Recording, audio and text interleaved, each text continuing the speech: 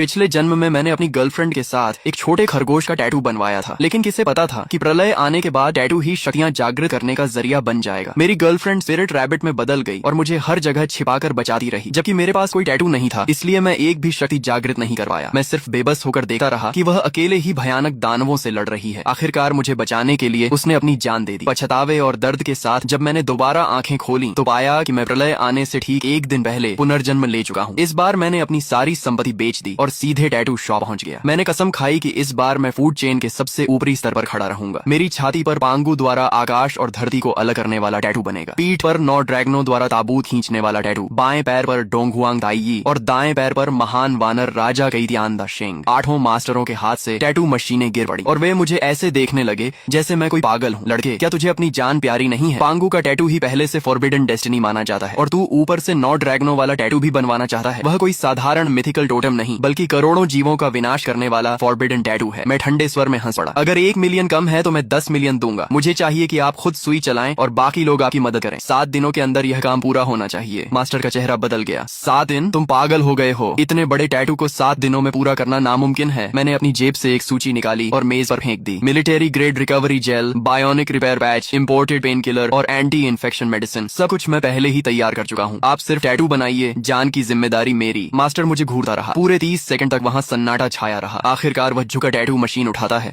और भारी आवाज में कहता है, ठीक है, मैंने पूरी जिंदगी देवताओं के टैटू बनाए हैं, लेकिन तुम्हारे जैसा पागल कभी नहीं देखा। ये काम मैं स्वीकार करता हूँ। 3 दिन बाद जियांगजो शहर के बाहरी इलाके की गहरी पहाड़ियों में ब्लैकस्टोन नाम के एक परित्यक्त भूमिगत बेस में यह जगह ऊपर से देखने पर शीत युद्ध के समय का एक पुराना एयर रेड शेल्टर लगती थी। बाद में इसे एक हेवी सिक्योरिटी प्रिजन में बदल दिया गया था, लेकिन मैं जानता था कि इसकी असली पहचान क्या है। यह पुराने युग का सील किया हुआ अंडरग्राउंड कमांड सेंटर था। इसकी मुख्य संरचना, एनर्जी वेल, वेंटिलेशन टनल और वाटर स्टोरेज सिस्टम आज भी मौजूद है। मैं यहाँ जंगल में नया ठिकाना बनाने नहीं आया था, बल्कि इसे दोबारा चालू करने, मजबूत बनाने और इसकी फायर पावर सिस्टम को बहाल करने आया था। इन 3 दिनों में मैं केवल एक बार ब्लैकस्टोन बेस गया। मैंने कॉन्ट्रैक्ट साइन किया, संरचना की जांच की और यह सुनिश्चित किया कि एनर्जी वेल तथा वेंटिलेशन सिस्टम अभी भी काम करने लायक है। बाकी सारे काम मैंने अपने वकीलों और कंस्ट्रक्शन टीम को सौंप दिए। मैं, जो पूरे जियांगजो में सबसे बड़ा फिजूल खर्च अमीर माना जाता था, सिर्फ इसे खरीदना नहीं चाहता था, बल्कि इसे पूरी तरह बदल देना चाहता था। मैंने बिना हिचकिचाए कॉन्ट्रैक्ट पर हस्ताक्षर किए और आदेश दिया, देश की सबसे बेहतरीन सिक्योरिटी कंस्ट्रक्शन टीम से संपर्क करो। 10 दिनों के भीतर मुझे यहाँ ऐसी प्रलयकालीन फोर्ट्रेस चाहिए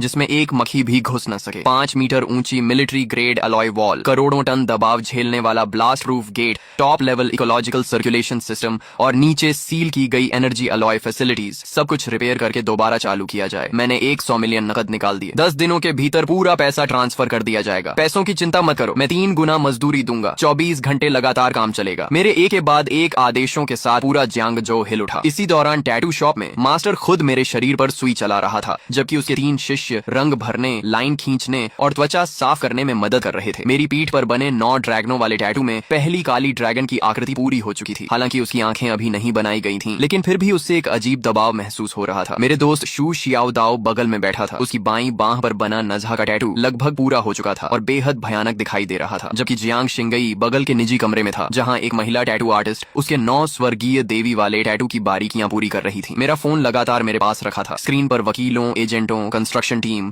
और मटेरियल सप्लायर्स के संदेश लगातार आ रहे थे। एक तरफ मैं सुई की पीड़ा सह रहा था और दूसरी तरफ अपनी सारी संपत्ति बेचकर पहाड़ों के बीच उस परित्यक्त जेल को खरीदने में लगा हुआ था। तभी मैंने एक लाइव स्ट्रीमिंग ऐप खोला और शहर की ट्रेंडिंग लिस्ट में पहले नंबर पर चल रहे लाइव रूम में प्रवेश किया। वहां कोई और नहीं बल्कि मेरा कट्टर दुश्मन जियांगजो के सबसे अमीर आदमी का बेटा शू रुई था। लाइव स्ट्रीम में शू रुई शहर के बीचों बीच बनी अपनी आलीशान हवेली में बैठा था। वह हाथ में रेड वाइन का गिलास घुमा रहा था और हंसते हंसते लोटपोट हो रहा था। किनली को आखिर क्या हो गया है? क्या उसे कोई बड़ा झटका लग गया है? वह जाकर पूरे शरीर पर गैंगस्टर जैसे टैटू बनवा रहा है। सच कहूं तो यह देखकर हंसी नहीं रुक रही। कैमरा हिलने के दौरान झाओ यूचिंग की कमर के पास एक नया लाल फूल जैसा टैटू दिखाई दिया, जो खून की तरह चमकीला और रहस्यमयी लग रहा था। मैंने उस पर एक नजर डाली और मेरी आंखें हल्की ठंडी हो गईं। Blood flower tattoo. पिछले जन्म में झाओ यूचिंग के पास यह टैटू नहीं था। लगता है इस बार शू रुई को खुश करने के लिए उसने काफी मेहनत की थी। शू रुई उत्साह से कैमरे की तरफ देखकर बोला, दोस्तों, कौन समझेगा मेरी बात? किनली ने न सिर्फ उस पहाड़ी इलाके के टूटे फूटे बंकर पर पैसा बर्बाद किया, बल्कि सुना है कि उसने 100 मिलियन से भी ज्यादा खर्च करके अलग अलग सुपरमार्केट से सुअर का मांस और चावल खरीदकर जमा कर लिया है। लगता है वह सच में उस बंकर में पूरी जिंदगी बिताने वाला है। यह सुनते ही लाइव स्ट्रीम की टिप्पणियां फट पड़ी। धत तेरे की, गरीबी ने मेरी कल्पना शक्ति को सीमित कर दिया। क्या सारे अमीर लोगों की मानसिक स्थिति इतनी एडवांस होती है? जियांग शिनई शिनाई तो हमारी देवी है, वह भी उसके साथ बंकर में रहने चली गई। पुष्टि हो गई, यह आदमी पूरी तरह मानसिक रूप से असामान्य है, इसे सीधे मेंटल हॉस्पिटल भेज देना चाहिए। इंटरनेट पर फैलते मजाक और दानों को देखकर शू शियाओदाओ गुस्से से कांपने लगा। भाई लिए वह हराम खोर शू रुई, लेकिन मैं सुई के मेरी त्वचा में चुभने की पीड़ा महसूस करते हुए स्क्रीन पर शू रुई का घमंडी चेहरा देखता रहा। मेरी आंखों में कोई गुस्सा नहीं था, सिर्फ शांति थी। अभी जितना ऊंचा कूद रहा है, बाद में उतना ही बुरी तरह रोएगा। शियाओदाओ, सप्लाई ट्रकों पर नजर बनाए रखो, हमारे प्रलयकालीन किले में कोई भी गलती नहीं होनी चाहिए। मेरे पुनर्जन्म को पूरे 7 दिन बीत चुके थे। इन 7 दिनों में मैं लगभग इस भूमिगत कमरे से बाहर नहीं निकला। मास्टर गुइफू और उसके 3 शिष्य बारी बारी से काम करते रहे। दिन में लाइनें बनती, रात में रंग भरे जाते और देर रात टैटू की मरम्मत और सुधार होता। मेरी त्वचा को बचाने के लिए मैंने ब्लैक मार्केट से मिलिट्री ग्रेड रिकवरी जेल और बायोनिक रिपेयर पैच भी मंगवाए थे। हर बार जब कोई हिस्सा पूरा होता, उसे तुरंत रिकवरी जेल से सील कर दिया जाता, नहीं तो इतनी तीव्र प्रक्रिया में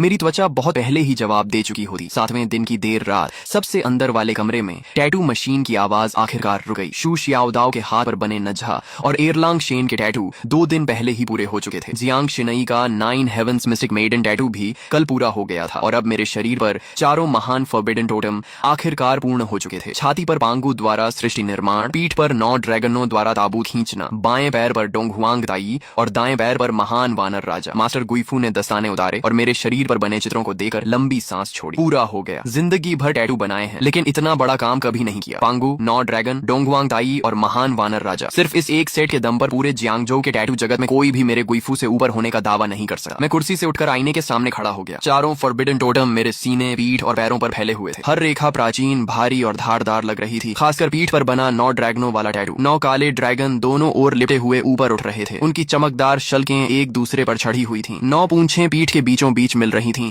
और एक प्राचीन काले ताबूत को खींच रही थीं। उस ताबूत पर रहस्यमयी जंजीरें लिपटी हुई थीं। हालांकि वह सिर्फ एक टैटू था, लेकिन उसे देखते ही दिल पर एक अजीब दबाव महसूस होता था। शू शियाओदाओ मेरे चारों ओर घूमकर देखने लगा और अनायास ही निगल गया। ये बहुत खतरनाक लग रहा है। अगर मैंने इसे अपनी आंखों से बनते हुए न देखा होता तो मुझे लगता कि यह रात को खुद ही जीवित हो जाएगा। मैंने कपड़े पहनकर अपने सारे टैटू ढक लिए। अभी ये सिर्फ टैटू हैं, लेकिन जब लाल चांद उतरेगा तभी ये सच में जागेंगे। शियाओदाओ चौंक गया। लाल चांद? मैंने कोई जवाब नहीं दिया, बस फोन निकालकर समय देखा। लाल चांद के आने में अब सिर्फ 12 दिन बाकी थे। चलो ब्लैकस्टोन बेस चलते हैं। अब समय आ गया है कि हम अपने प्रलयकालीन किले का निरीक्षण करें। 2 घंटे बाद हम जियांगजोउ शहर के बाहरी पहाड़ी इलाके में स्थित ब्लैकस्टोन बेस पहुंच गए। वहां का प्रारंभिक निर्माण पूरा हो चुका था। भूमिगत वेंटिलेशन सिस्टम, ऊर्जा केंद्र और इकोलॉजिकल सर्कुलेशन सिस्टम दोबारा चालू किए जा चुके थे। अगले 12 दिनों तक मैंने लगभग आराम नहीं किया। डीजल, भारी of road vehicles, backup generators, military grade protective suits और जितनी भी सर्वाइवल सप्लाईज खरीदी जा सकती थी, मैंने सब खरीद ली। बाहर की दुनिया को लग रहा था कि मैं पागल हो गया हूँ, लेकिन सिर्फ मुझे पता था कि सभ्य दुनिया के पास अब ज्यादा समय नहीं बचा है। लाल चांद के आने से 1 दिन पहले आखिरी खेप भी ब्लैकस्टोन बेस में पहुंच गई। गोदाम के अंदर चावल, आटा, पीने का पानी, डिब्बा बंद भोजन, ताजा मांस, दवाइयाँ, डीजल, बैकअप जनरेटर्स और मिलिट्री ग्रेड प्रोटेक्टिव सूट्स पहाड़ों की तरह जमा थे। 3 मंजिला भूमिगत गोदाम लगभग पूरी तरह भर चुका था। शू शियाओदाओ दरवाजे पर खड़ा होकर आंखें फाड़े देख रहा था। भाई लिए, क्या आप यहाँ अगले जन्म तक रहने वाले हैं? जियांग शिनई भी चुपचाप सब देख रही थी। वह पहले से जानती थी कि मैंने बड़ी मात्रा में सामान जमा किया है, लेकिन जब उसने अपनी आंखों से यह विशाल भूमिगत गोदाम देखा तो उसके माथे पर भी शिकन आ गई। किन लिए? आखिर आप किस चीज से डर रहे हैं? मैंने तुरंत जवाब नहीं दिया। मैं धीरे धीरे गोदाम के बीचों बीच चला गया और अपना दाहिना हाथ उठाया। अगले ही पल एक चमक हुई। 3 मंजिला ऊंचाई तक जमा हजारों टन सामान अचानक हवा में गायब हो गया। कुछ ही सेकंड पहले तक भरा हुआ गोदाम अब पूरी तरह खाली था। वहां सिर्फ भारी सामान के दबाव से बने निशान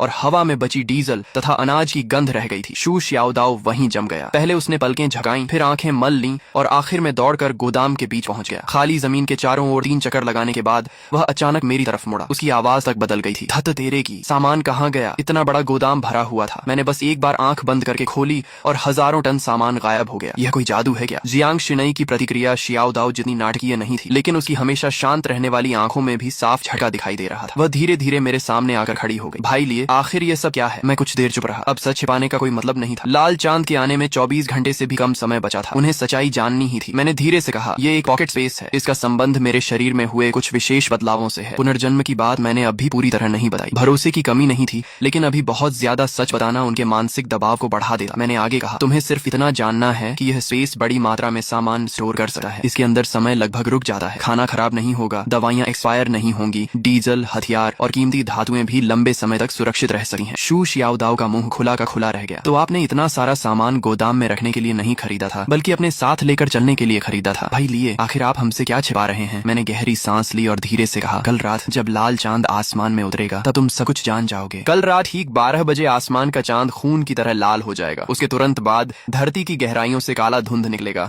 और पूरी दुनिया को ढक लेगा। सभी जानवर और पौधे पागलों की तरह म्यूटेट हो जाएंगे और इंसानों को खाने वाले राक्षस बन जाएंगे। पौधे जीवित लोगों को निगल जाएंगे। शहर कुछ ही घंटों में अपना सारा ऑर्डर खो देंगे और मानव सभ्यता एक ही रात में ढह जाएगी। गोदाम के अंदर मौत जैसी खामोशी छा गई। शू शियाओदाओ के होंठ हिले, लेकिन इस बार उसने कोई मजाक नहीं किया, क्योंकि अभी कुछ मिनट पहले ही उसने अपनी आंखों से हजारों टन सामान को हवा में गायब होते देखा था। उस दृश्य ने उसकी पूरी समझ और तर्क को तोड़ दिया था। जियांग शिनाई ने भी कोई विरोध नहीं किया। वह सिर्फ मेरी आंखों में देखती रही और धीरे से बोली, सबूत। मैंने शांत स्वर में जवाब दिया, जो तुमने अभी देखा वह उन्हीं सबूतों में से एक है, और दूसरा सबूत तुम्हारे शरीर पर बने टैटू हैं। जियांग शिनाई ने अनायास अपने शरीर पर बने टैटू की तरफ देखा। मैं आगे बोला, लाल चांद की ऊर्जा इंसानों के शरीर पर बने टैटू को सक्रिय कर देगी। वे साधारण टैटू नहीं रहेंगे, बल्कि असली टोटम एवेटार बन जाएंगे। सामान्य टैटू सिर्फ सबसे साधारण फिजिकल एनहांसमेंट देंगे। भयानक पशुओं के टैटू बीस्ट ट्रांसफॉर्मेशन की शक्ति देंगे, जबकि मिथिकल टोटम असली एवेटार जागृत करेंगे। जितना अधिक प्राचीन और पूर्ण टोटम होगा, उसकी डेस्टिनी उतनी ही शक्तिशाली होगी, और जागृत होने के बाद उसकी ताकत उतनी ही भयानक होगी। शू शियाओदाओ अचानक समझ गया। तो आपने मुझे नजहा और एयरलांग शेन के टैटू इसलिए बनवाए ताकि मैं जीवित रह सकूं? मैंने सिर हिलाया। तुम्हारे नजहा और एयरलांग शेन दोनों टॉप लेवल मिथिकल टोटम है। अगर तुम लाल चांद की अवेकनिंग को सहन कर गए तो अधिकांश अवेकनर्स से कहीं ज्यादा शक्तिशाली बन जाओगे। फिर मैंने जियांग शिनाई की तरफ देखा। शिनाई, तुम्हारा 9 heavens mystic maiden totem attack, defence, purification और बैटलफील्ड कमांड जैसी कई हाई लेवल एबिलिटीज देता है। भविष्य में मेंटल करोजन, पॉइजन, पोल्यूशन और स्पिरिचुअल इरोजन जैसी शक्तियां बढ़ती जाएंगी। उस समय तुम्हारा टोटम बेहद महत्वपूर्ण होगा। जियांग शिनाई ने गहरी सांस ली। अब उसके चेहरे से अविश्वास धीरे धीरे गायब हो रहा था और उसकी जगह तनाव ले रहा था। तो तुमने अपनी सारी संपत्ति बेची, ब्लैकस्टोन बेस खरीदा, इतने सारे रिसोर्सेज जमा किए और हमें टैटू बनवाए। ये सब कोई अचानक लिया गया फैसला नहीं था। तुम्हें पहले से पता था कि कुछ बड़ा होने वाला है। मैंने कोई जवाब नहीं दिया, लेकिन मेरी चुप्पी ही सबसे बड़ा उत्तर थी। तभी शू शियाओदाओ का चेहरा अचानक बदल गया। रुको, भाई लिए तो मेरे माता पिता का क्या? वे अभी भी शहर के दक्षिणी इलाके में अपनी रिपेयर शॉप पर हैं। मैंने तुरंत कहा, घबराओ मत, मैंने पहले ही लोगों को उन्हें लेने भेज दिया है। शू शियाओदाओ स्तब्ध रह गया। क्या कहा? मैंने फोन स्क्रीन उसकी तरफ घुमा दी। उस पर सिक्योरिटी कॉन्वॉय का रियल टाइम वीडियो चल रहा था। एक काली आर्मर्ड बिजनेस व्हीकल पुराने दक्षिणी इलाके की सड़क पर खड़ी थी। दरवाजा खुला और 2 ब्लैक कॉम्बैट यूनिफॉर्म पहने हुए सुरक्षाकर्मी एक मध्यम आयु के दंपति को अंदर बैठा रहे थे। आदमी की लंबाई साधारण थी, उसकी त्वचा धूप में जली हुई थी और उसके हाथों पर वर्षों तक गाड़ियों की मरम्मत करने के कारण तेल और ग्रीस के निशान जमे हुए थे। उन्हें देखते ही शू शियाओदाओ की आंखें लाल हो गईं। मैंने धीरे से कहा, मैंने ब्लैकस्टोन बेस के मेंटेनेंस और लॉजिस्टिक स्टाफ की जरूरत का बहाना बनाकर पहले ही अंकल और आंटी से संपर्क कर लिया था। उन्हें प्रलय के बारे में कुछ नहीं पता। वे सिर्फ इतना जानते हैं कि मैं उन्हें कुछ दिनों के लिए ऊंची सैलरी पर काम पर रख रहा हूँ। कन्वॉय 20 मिनट में यहाँ पहुंच जाएगी। शू शियाओदाओ के होंठ कांपे, लेकिन काफी देर तक उसके मुंह से कोई शब्द नहीं निकला। पिछले जन्म में लाल चांद के आने के बाद वह अपनी जान जोखिम में डालकर शहर के दक्षिणी इलाके में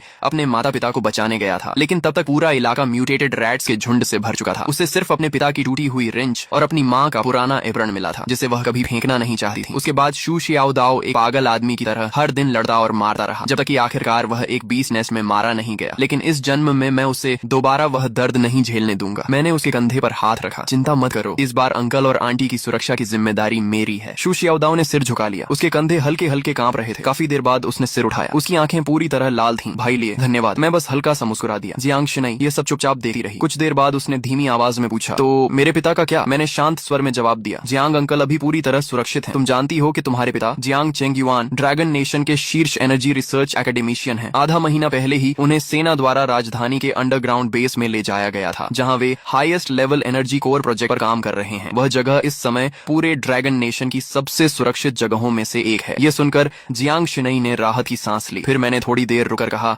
जहां तक तुम्हारी माँ की बात है, मेरी आवाज धीमी पड़ गई। जियांग शिनाई की माँ का कई साल पहले बीमारी के कारण निधन हो चुका था। यह हमेशा उसके दिल का सबसे गहरा घाव रहा था। जियांग शिनाई ने आगे कोई सवाल नहीं पूछा। उसने बस हल्के से सिर हिला दिया। मैं समझ गई। मैंने उन दोनों की तरफ देखा और गंभीर आवाज में कहा, अब से ब्लैकस्टोन बेस पूरी तरह बंद रहेगा। कोई भी इस बेस से बाहर नहीं जाएगा। शू शियाओदाओ ने गहरी सांस ली और सिर हिला दिया। जियांग शिनाई ने भी अनजाने में अपनी पीठ पर बने 9 हेवंस मिस्टिक मेडन के टैटू को छुआ। मैंने सिर उठाकर बेस के बाहर फैली रात की ओर देखा। सारी तैयारियां पूरी हो चुकी थीं। अब सिर्फ सही समय का इंतजार था। अगली सुबह ब्लैकस्टोन बेस के अंडरग्राउंड लिविंग एरिया में शू शियाओदाओ के माता पिता को सबसे सुरक्षित लिविंग कैबिन में रखा गया था। शू जियानगुओ अपनी जवानी में सैनिक रह चुके थे। हालांकि उन्हें यह नहीं पता था कि क्या होने वाला है, लेकिन बेस की सुरक्षा व्यवस्था देकर उन्होंने तुरंत महसूस कर लिया कि कुछ असामान्य है। उन्होंने ज्यादा सवाल नहीं किए, बस शू शियाओदाओ के कंधे पर हाथ रखकर कहा, प्रेसिडेंट चिन के साथ रहो और मेहनत से काम करो। दूसरी ओर ली गुइलान सुबह से ही किचन में व्यस्त थी। उन्होंने हम सबके लिए गर्मा गर्म डम्पलिंग्स का एक बड़ा बर्तन तैयार किया। शू शियाओदाओ खाते खाते आंखें लाल कर बैठा, लेकिन कुछ बोला नहीं, क्योंकि प्रलय आने से पहले घर का ऐसा गर्म खाना खा पाना बहुत से लोगों के लिए आखिरी सपना साबित होने वाला था। पिछली रात ही मैं सारी बची हुई सप्लाईज को पॉकेट स्पेस में रख चुका था। ब्लैकस्टोन ब्लैकस्टोन बेस का आखिरी हेवी कार्बन अलॉय गेट भी तड़के पूरी तरह सील कर दिया गया था। पूरा अंडरग्राउंड फोर्ट्रेस रोशनी से जगमगा रहा था। वर्षों से बंद पड़ा अंडरग्राउंड एनर्जी कोर अपूरी क्षमता से चल रहा था। मॉनिटरिंग स्क्रीन पर बाहर की दुनिया का 360 डिग्री व्यू दिखाई दे रहा था। शू शियाओदाओ हाथ में डंपलिंग्स का कटोरा लेकर मॉनिटर देख रहा था, जबकि जियांग शिनई विशाल स्क्रीन के सामने खड़ी होकर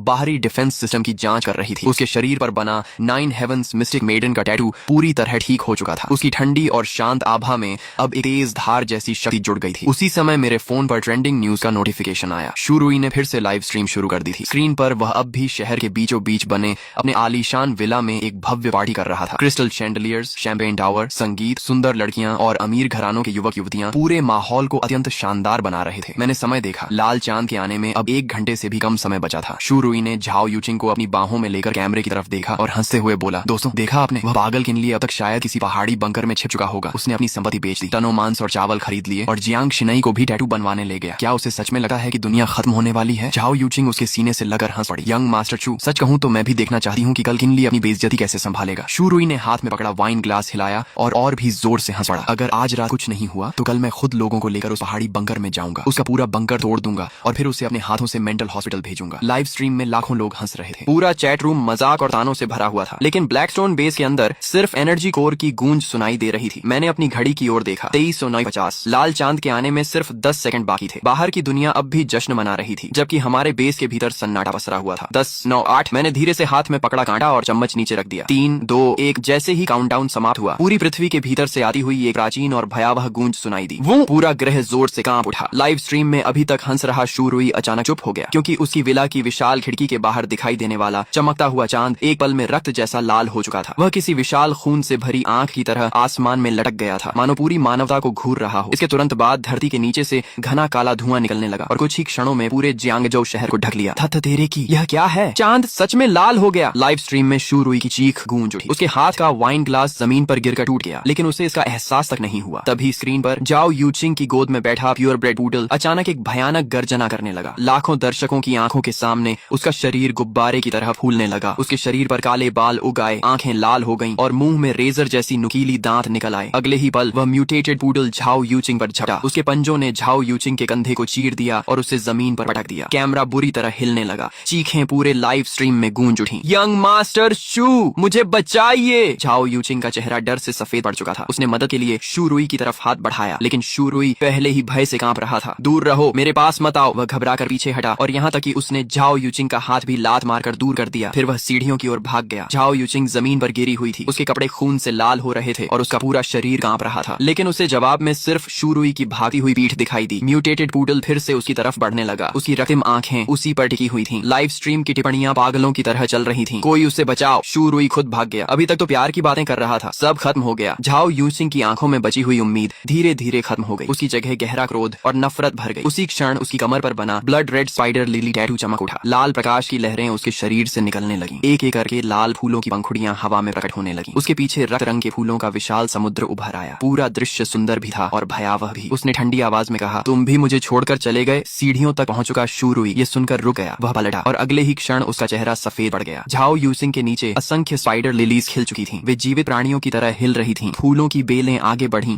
और म्यूटेटेड पूडल के पैरों को जकड़ लिया। अभी कुछ क्षण पहले तक उग्र दिखने वाला वह राक्षसी कुत्ता अब किसी दुह स्वप्न में फंसा हुआ प्रतीत हो रहा था। वह जमीन पर गिरकर कांपने लगा। झाओ यूचिंग दीवार का सहारा लेकर खड़ी हुई। उसके कंधे का घाव लाल फूलों से ढक चुका था। उसके चेहरे पर एक रहस्यमयी मुस्कान उभर आई। पूरी लाइव स्ट्रीम फट पड़ी। धत तेरे की, वह जाग गई। उसके शरीर पर फूल खिल रहे हैं। ये कैसी शक्ति है? बहुत डरावना है। अगले ही पल स्क्रीन काली हो गई। लाइव स्ट्रीम अचानक बंद हो गई। मैंने अपने फोन की काली स्क्रीन को देखा और होठों पर ठंडी मुस्कान आ गई। येलो स्प्रिंग्स, स्पाइडर, लिली, फूल खिलते हैं लेकिन वापसी का रास्ता नहीं छोड़ते। झाओ यूचिंग ने इस जन्म में अपने लिए सचमुच एक उपयुक्त भाग्य चुना है। तभी शू शियाओदाओ की कांपती आवाज सुनाई दी, भाई लिए बाहर सब कुछ बिखर गया है। वह मॉनिटरिंग स्क्रीन पर दिखाई दे रहे शहर के दृश्य को देख रहा था। मैंने तुरंत कहा, बाहर मत देखो, अपने मन को स्थिर रखो, क्योंकि इसी समय लाल चांद की ऊर्जा बेस की मोटी चट्टानों को भेद कर हमारे शरीरों तक पहुंच चुकी थी। शू शियाओदाओ और जियांग शिनई दोनों दर्द से कराह उठे। लाल चांद की ऊर्जा उबलते हुए लावे की तरह उनके शरीरों में प्रवेश कर रही थी। शू शियाओदाओ की बाईं बांह पर बना नजहा का टैटू भयंकर अग्नि में बदल गया। दाईं बांह पर बने एरलांग शेन की तीसरी आंख चमक उठी और सुनहरी रोशनी चारों ओर फैल गई। जियांग शिनई की पीठ पर बना 9 हेवंस मिस्टिक मेडन टोटम प्रकाश में बदल गया। दैवीय आभा ने उसे हवा में उठा लिया। उसका शांत स्वभाव अपवित्र और अजेय प्रतीत हो रहा था। वे दोनों जाग चुके थे। उन्होंने अवेकनिंग प्राप्त कर ली थी, लेकिन मेरे साथ जो हो रहा था वह उनसे कहीं अधिक भयानक था। मेरे शरीर में प्रवेश करने वाली लाल चांद की ऊर्जा उनकी तुलना में 10 गुना अधिक थी। अचानक पूरे अंडरग्राउंड फोर्ट्रेस में 9 गहरी ड्रैगन गर्जनाएं गूंज उठी। मेरी पीठ पर बना 9 ड्रैगन पुलिंग कॉफिन टोटम पूरी तरह जाग चुका था। 9 विशाल काले ड्रैगनों की परछाइयां मेरी पीठ से बाहर निकल आईं। उनके शरीर पर्वतों जैसे विशाल थे। उनकी शल्कें बर्फ जैसी ठंडी चमक रही थी। उनकी रक्तम आंखें एक साथ खुल गईं। उनके पीछे एक प्राचीन काला ताबूत हवा में तैर रहा था। उस ताबूत पर लिपटी हुई लाल काली जंजीरें एक एक करके तनने लगी। एक अवर्णनीय फॉरबिडन प्रेशर पूरे अंडरग्राउंड फोर्ट्रेस में फैल गई। शू शियाओदाओ का चेहरा सफेद पड़ गया और वह कई कदम पीछे हट गया। यहाँ तक कि जियांग शिनई के पीछे खड़ी 9 हेवंस मिस्टिक मेडन एवटार भी हल्की कांप उठी, मानो उसे स्वाभाविक रूप से खतरा महसूस हो रहा हो। मेरे बाएं पैर पर बना दोंग हुआंग ताई टोटम सूर्य जैसी अग्नि से जल उठा। ऐसा लग रहा था मानो वह पूरी दुनिया को भस्म कर सका हो। मेरे दाएं पैर पर महान वानर राजा की परछाई प्रकट हुई। उसके भीतर से असीम युद्ध शक्ति फूट रही थी। स्वर्ग और धरती को चुनौती देने वाली वह शक्ति हर चीज को कुचल देना चाहती थी। चारों सर्वोच्च टोटम एक साथ जाग चुके थे, लेकिन अगले ही पल मैंने उन्हें जबरदस्ती दबा दिया। चारों फॉरबिडन टोटम बहुत अधिक शक्तिशाली थे। मेरी वर्तमान क्षमता इतनी नहीं थी कि मैं बिना किसी कीमत के उन सबको एक साथ पूरी तरह सक्रिय रख सकूं। पांगु शक्ति का प्रतीक था। 9 ड्रैगन पुलिंग कॉफिन दमन और विनाश का प्रतीक था। गर्रा! म्यूटेटेड बोर किंग ने एक भयानक दहाड़ लगाई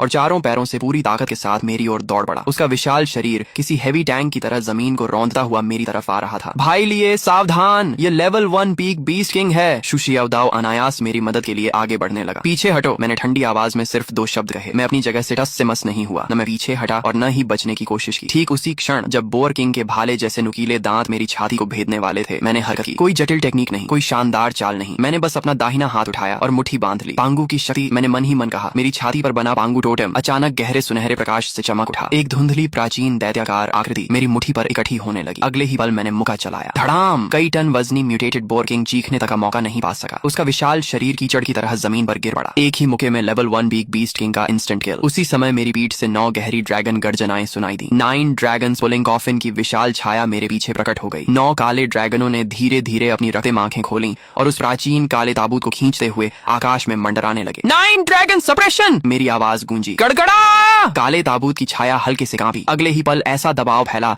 मानो नरक की सबसे गहरी खाई से कोई शक्ति निकल आई हो। पूरा जंगल उस भयावह दबाव में डूब गया। आसपास मौजूद निम्न स्तर के म्यूटेटेड बीस्ट्स डर के मारे जमीन पर गिर पड़े। जियांग शिनई मेरे पीछे खड़ी थी। उसकी शांत आंखों में भी आश्चर्य की झलक साफ दिखाई दे रही थी। मैंने कोई स्पष्टीकरण नहीं दिया। मैं सीधे मरे हुए म्यूटेटेड बोर किंग के पास गया और उसके सिर को काट डाला। उसके मस्तिष्क के भीतर से अंगूठे के आकार का एक लाल चमकता क्रिस्टल बाहर निकला। मैंने उसे अपनी हथेली में उठा लिया। बीस्ट कोर, प्रलय के बाद सबसे महत्वपूर्ण रिसोर्स। मेरे होठों पर हल्की मुस्कान उभरी। प्रलय की पहली कमाई मिल गई। मैंने उस क्रिस्टल कोर को अपने पॉकेट स्पेस में रख दिया। जैसे ही कोर अंदर गया, मुझे साफ महसूस हुआ कि पॉकेट स्पेस हल्का सा कांपा। उसका विस्तार बहुत कम हुआ था, लेकिन वह सचमुच थोड़ा बड़ा हो गया था। पिछले जन्म में इंसानों ने जल्दी ही पता लगा लिया था कि बीस्ट कोर सिर्फ अवेकनर्स की शक्ति बढ़ाने के लिए ही नहीं, बल्कि स्टोरेज स्पेस को भी मजबूत करने में सक्षम है। मैंने शू शियाओदाओ और जियांग शिनई की ओर देखा। इन सभी बीस्ट्स के कोर निकाल लो और मांस भी बर्बाद मत करना। इवोल्यूशन के बाद उनका मांस लंबे समय तक स्टोर किया जा सकता है। समझ गया? शू शियाओदाओ तुरंत उत्साहित हो गया, लेकिन तभी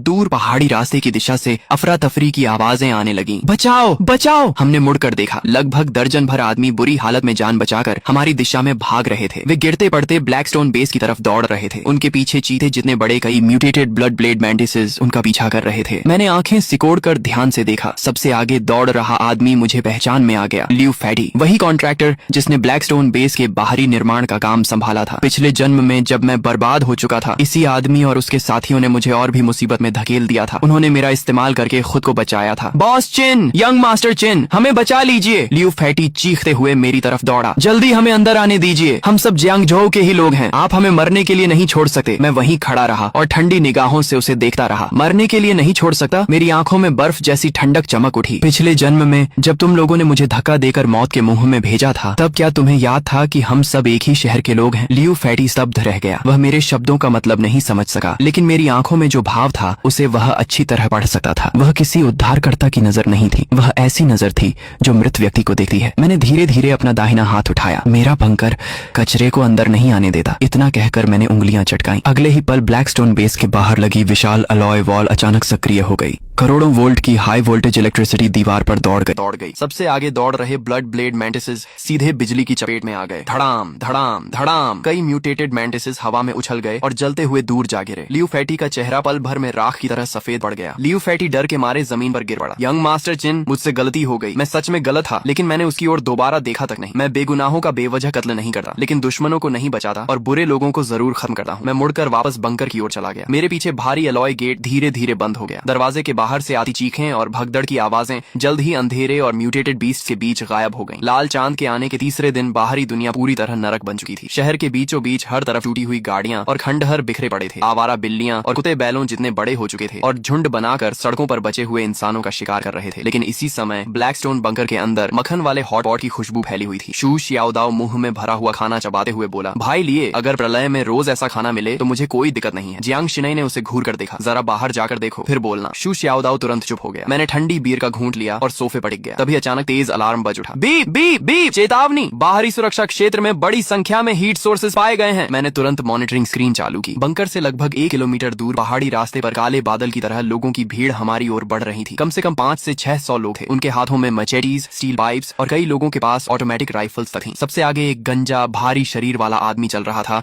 जिसके शरीर पर एक विशाल रक्तिम अजगर का टैटू लिपटा हुआ था। चिंगलोंग गैंग का सरगना लोंग वू। पिछले जन्म में यह आदमी अपने S rank blood Python totem के बल पर शुरुआती प्रलय काल में अत्याचार करता फिरता था। मुझे उम्मीद नहीं थी कि इस जन्म में वह सीधे मेरे बंकर पर नजर डाल देगा। स्क्रीन पर लोंग वू अपना विशाल चाकू कंधे पर रखे चिल्ला रहा था, अंदर छिपे कायरों, मुझे पता है कि तुमने कई जन्मों जितना राशन जमा कर रखा है। अभी दरवाजा खोलो, सारा सामान और औरतें हमें सौंप दो। अगर मेरा मूड अच्छा हुआ तो तुम्हें जिंदा छोड़ दूंगा, नहीं तो आज मैं इस पूरे बंकर को उड़ा दूंगा। शू शियाओदाओ गुस्से से खड़ा हो गया। ये हरामखोर जियांग शिनई तक पर नजर डाल रहे हैं। लेकिन मैं मुस्कुरा दिया। घबराओ मत, करोड़ों खर्च करके जो डिफेंस सिस्टम लगाया है उसे काम करने का मौका तो मिलना चाहिए। बाहर लोंग वू काफी देर तक इंतजार करता रहा। जब कोई जवाब नहीं मिला तो वह गुस्से से चिल्लाया, चेहरा दिखाने की भी हिम्मत नहीं है, रॉकेट लॉन्चर तैयार करो, इस दरवाजे को उड़ा दो। 3 रॉकेट मिसाइल्स आग की लकीर बनाते हुए बंकर के गेट से टकराई। धड़ाम धड़ाम धड़ाम, विस्फोटों की आवाज रात के आसमान में गूंज उठी। चिंगलोंग गैंग के लोग खुशी से चिल्लाने लगे, उड़ गया होगा। क्या प्रलय किला? हमारे बॉस लोंग के सामने सब कबाड़ है। लेकिन जैसे ही धुआं छंटा, सबकी मुस्कान जम गई। चांदी जैसे रंग का विशाल एलॉय गेट अब भी वहीं खड़ा था। उसकी सतह पर एक खरोंच तक नहीं आई थी। लोंग वू का चेहरा बदसूरत हो गया। फिर से हमला करो। तभी दीवार के ऊपर लगे मेटल पैनल्स धीरे धीरे खुलने लगे। कड़क कड़क कड़क, छिपे हुए कंपार्टमेंट से 12 6 barrel Gatling heavy machine guns बाहर निकल आईं। उनके काले मुंह सीधे भीड़ बढ़ गए। मॉनिटरिंग रूम में बैठा मैं हाथ में वाइन ग्लास लिए शांत स्वर में बोला, एक बार चेतावनी दो। अगले ही पल बाहरी ब्रॉडकास्ट सिस्टम गूंज उठा, यह ब्लैकस्टोन बेस की निजी संपत्ति है, तुरंत यहाँ से चले जाओ, अन्यथा परिणामों के लिए स्वयं जिम्मेदार होंगे। निजी संपत्ति? लोंग वू हंस पड़ा। भाड़ में गई निजी संपत्ति, सब लोग हमला करो। मैंने अपना वाइन ग्लास मेज पर रखा। फायर। अगले ही सेकंड 12 गैटलिंग गन्स एक साथ गरज उठी। तड़ तड़ तड़ तड़ तड़, आर्मर पियर्सिंग बुलेट्स का तूफान पहाड़ी रास्ते पर टूट पड़ा। चिंगलोंग गैंग के लोग दर्जनों की संख्या में गिरने लगे। सिर्फ 30 सेकंड में पूरा इलाका चीखों से भर गया। 200 से ज्यादा गुंडे जमीन पर तड़प रहे थे। बाकी बचे लोग डर के मारे पीछे भागने लगे। मैं मॉनिटरिंग रूम में बैठा रहा। मेरे चेहरे पर कोई भाव नहीं था। प्रलय में कुछ लोग बचाए जाने के लायक नहीं होते। Cease fire. मैंने फायर कंट्रोल बंद कर दिया। बाहर 500-600 लोगों की भीड़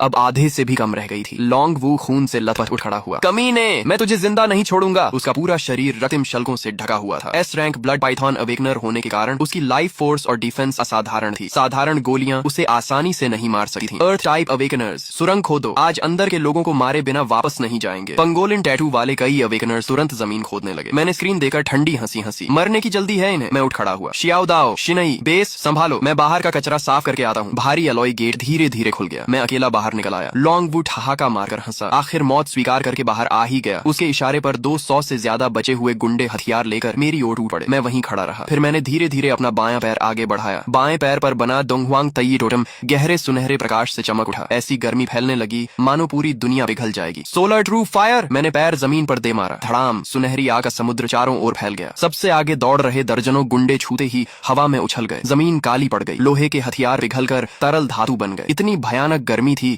कि कोई मेरे पास आने की हिम्मत नहीं कर सका। सिर्फ एक बार में 200 से ज्यादा लोग पूरी तरह टूट गए। कुछ ही सेकंड में पूरा मैदान खाली हो गया। अब वहाँ सिर्फ लोंग वू अकेला खड़ा था। उसके घुटने कांप रहे थे। फिर वह धड़ाम से घुटनों के बल गिर पड़ा। राक्षस, तू आखिर है क्या? मैं उसकी ओर बढ़ने लगा। हर कदम के साथ उसका मानसिक संतुलन टूटा जा रहा था। असंभव, ये किसी एफ रैंक अवेकनर की ताकत नहीं हो सकती। असंभव। अचानक उसकी आंखों में पागलपन चमक उठा। उसने अपनी जीभ काटी और खून की एक धार अपने ब्लड पाइथन टैटू पर उगल दी। अगले ही पल उसकी हड्डियां खींचने लगी। शरीर पर शल्क उगाए। उसका पूरा शरीर बदलने लगा। कुछ ही सेकंड में वह 20 मीटर से लंबा और पानी के टैंक जितना मोटा विशाल ब्लड पाइथन बन गया। S rank totem complete awakening. वह पागलों की तरह गरजा, मैं तुझे निगल जाऊंगा। विशाल अजगर ने मुंह खोला। उसका जबड़ा इतना बड़ा था कि एक आर तक निगल सकता था। वह सीधे मेरी ओर झपटा। उसके साथ आने वाली दुर्गंध भरी हवा से जमीन के पत्थर तक उड़ने लगे। मैं हंस पड़ा। सिर्फ बड़ा हो जाने से कोई ताकतवर नहीं बन जाता। मैंने अपना दायां पैर आगे बढ़ाया। Great sage equal to heaven, battle against the heavens. मेरे दाएं पैर पर बना सन वुकोंग टोटम विस्फोट की तरह चमक उठा। आसमान तक पहुंचती युद्ध ऊर्जा चारों ओर फैल गई। अगले ही पल मेरा शरीर सुनहरी रोशनी से ढक गया। मेरी नसों में बहता रक्त गरजते हुए ड्रैगन जैसा महसूस हो रहा था। मेरे पीछे एक विशाल युद्ध अवतार प्रकट हुआ। उसके शरीर पर पर्पल गोल्ड आर्मर थी और सिर पर फीनिक्स विंग क्राउन। जैसे ही उसकी सुनहरी आंखें खुली, ऐसा लगा मानो पूरे आकाश को ढकने वाला काला धुआं बीच से चीर दिया गया हो। ब्लड पाइथन मुझ पर टूट पड़ा, लेकिन मैं पीछे हटने के बजाय उसकी ओर दौड़ा। मेरा शरीर दो के गोले की तरह हवा में उछला। मैंने एक ही छलांग में उसके निचले जबड़े पर पैर रख दिया और उसके विशाल सिर को जबरदस्ती पीछे झुका दिया। ब्लड पाइथन दर्द से चीख उठा। उसका विशाल शरीर पागलों की तरह तड़पने लगा ताकि मुझे नीचे गिरा सके, लेकिन मैं उसके सिर पर ऐसे खड़ा था जैसे किसी पर्वत की चोटी पर खड़ा हूँ। वह मुझे हिला तक नहीं पाया। गुस्से में ब्लड पाइथन ने अपनी विशाल पूंछ घुमाई। उसके रास्ते में आने वाले पत्थर और पेड़ सब चकनाचूर हो गए। मैंने अपना दायां हाथ उठाया और मेरे पीछे खड़े सन वुकोंग एवाटार ने भी वही किया। शून्य में सुनहरी युद्ध अग्नि से जल्दी हुई एक विशाल स्टाफ बनने लगी। उसके ऊपर बने प्राचीन सिंबल्स एक एक करके चमकने लगे। वह बिल्कुल रूई जिंगू बैंग जैसी दिख रही थी। मैंने उस स्टाफ की छाया को मजबूती से पकड़ लिया। उसी क्षण एक भयानक युद्ध ऊर्जा मेरे पूरे शरीर में दौड़ गई। घुटनों पर गिर जा। मैंने स्टाफ को पूरी ताकत से घुमाया। धड़ाम! गोल्डन स्टाफ और ब्लड पाइथन की विशाल पूंछ टकरा गए। हवा फट गई। शॉकवेव तूफान की तरह पूरे जंगल में फैल गई। वह पूंछ जो आर्मर्ड व्हीकल्स तक तोड़ सकती थी, मेरे एक बार में चकनाचूर हो गई। उसके शल्क फट गए और पूरी पूंछ पीछे उछल गई। पहली बार ब्लड पाइथन की आंखों में डर दिखाई दिया। असंभव! मैं एस रैंक ब्लड पाइथन हूँ। तुम मुझे दबा कैसे सकते हो? मैं उसके सिर पर खड़ा उसे नीचे देख रहा था, क्योंकि तुम्हारा तथाकथित एस रैंक फॉरबिडन टोटम्स के सामने कुछ भी नहीं है। इतना कहकर मैंने दोनों हाथों से गोल्डन स्टाफ को पकड़ लिया और ऊपर उठा लिया। मेरे पीछे खड़ा सन वुकोंग अवतार अचानक बढ़ने लगा। 10 मीटर, 30 मीटर, 50 मीटर। अंत में वह आसमान छूती हुई विशाल सुनहरी बैटल फॉर्म में बदल गया। उसके पैरों के नीचे काला धुआं था और सिर के ऊपर लाल चांद। उसके हाथ की गोल्डन स्टाफ किसी स्वर्गीय स्तंभ जैसी लग रही थी। अगले ही पल उसने ब्लड पाइथन की कमजोर जगह पर पूरी ताकत से वार कर दिया। Battle heaven smash! धड़ाम! ऐसा लगा जैसे पूरा पहाड़ उछल गया हो। धरती फट गई। पत्थर आसमान में उड़ गए। ब्लड पाइथन का विशाल शरीर सीधे जमीन में धंस गया। उसके शल्क एक एक करके फटने लगे। भयानक बैटल एनर्जी उसकी हड्डियों में दौड़ गई और उसके शरीर की सारी लाइफ फोर्स को चकनाचूर कर दिया। ब्लड पाइथन की आंखें सिकुड़ गईं। उसका शरीर कुछ बार तड़पा और फिर हमेशा के लिए शांत हो गया। उस वार की बची हुई शक्ति ने पूरे पहाड़ पर फैले काले धुएं को भी दूर उड़ा दिया। मैंने गोल्डन स्टाफ की छाया वापस समेट ली और आराम से जमीन पर उतर गया। मेरे पीछे खड़ा सन वुकोंग अवतार धीरे धीरे गायब हो गया। सिर्फ मेरे दाएं पैर का टोटम हल्की सुनहरी चमक छोड़ रहा था। एस रैंक अवेकनर लॉन्ग वू एक ही वार में मारा गया। मैंने हाथ को चाकू की तरह इस्तेमाल करके